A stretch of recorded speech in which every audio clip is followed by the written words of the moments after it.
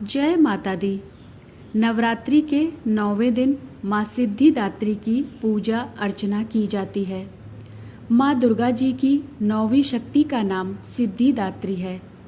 ये सभी प्रकार की सिद्धियों को देने वाली हैं। नवरात्रि पूजन के 9वें दिन इनकी उपासना की जाती है। इस दिन शास्त्रीय विधि विधान और पूर्ण निष्ठा के साथ साधना करने वाले साधक को सभी सिद्धियों की प्राप्ति हो जाती है। सृष्टि में कुछ भी उसके लिए अगम्य नहीं रह जाता है। ब्रह्मांड पर पूर्ण विजय प्राप्त करने की सामर्थ्य उसमें आ जाती है। मार्कंडेय पुराण के अनुसार अणिमा, महिमा, गरिमा, लघिमा, प्राप्ति, प्राकाम्य, ईशत्व और वशित्व ये 8 सिद्धियां होती हैं। ब्रह्म वैवर्त पुराण के श्री कृष्ण जन्मखंड में यह संख्या 18 बताई गई है। इनके नाम इस प्रकार हैं: अणिमा, लघिमा, प्राप्ति, प्राकाम्य, महिमा, ईशत्व, वशित्व, सर्व कामावसायिता, सर्वज्ञत्व, दूरश्रवण, परकाय प्रवेशन, वाक्सिद्धि, कल्पवृक्षत्व, सृष्टि, संहार करण सामर्थ्य, अमरत्व, सर्वन्यायकत्व, भावना, सिद्धि। माँ सिद्धिदात्री भक्तों और साधकों को ये सभी सिद्धियां प्रदान करने में समर्थ हैं। देवी पुराण के अनुसार भगवान शिव ने इनकी कृपा से ही इन सिद्धियों को प्राप्त किया था।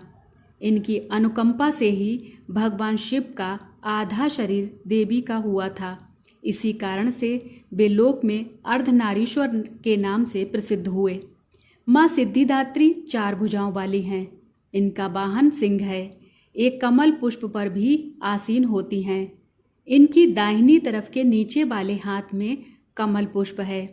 प्रत्येक मनुष्य का यह कर्तव्य है कि वह माँ सिद्धिदात्री की कृपा प्राप्त करने का निरंतर प्रयत्न करे, उनकी आराधना की ओर अग्रसर हो। इनकी कृपा से अनंत दुख रूप संसार से निर्लिप्त रहकर सारे दुखों का भोग करता हुआ वह मोक्ष को प्राप्त कर सकता है।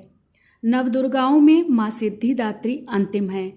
अन्य 8 दुर्गाओं की पूजा उपासना शास्त्रीय विधि विधान के अनुसार करते हुए भक्त दुर्गा पूजा के 9वें दिन इनकी उपासना में प्रवृत्त होते हैं। इन सिद्धिदात्री माँ की उपासना पूर्ण कर लेने के बाद भक्तों और साधकों की लौकिक पारलौकिक सभी प्रकार की कामनाओं की पूर्ति हो जाती है। सिद्धिदात्री माँ के कृपा पात्र भक्त के भीतर कोई ऐसी कामना शेष बचती ही नहीं है जिसे वह पूर्ण करना चाहे।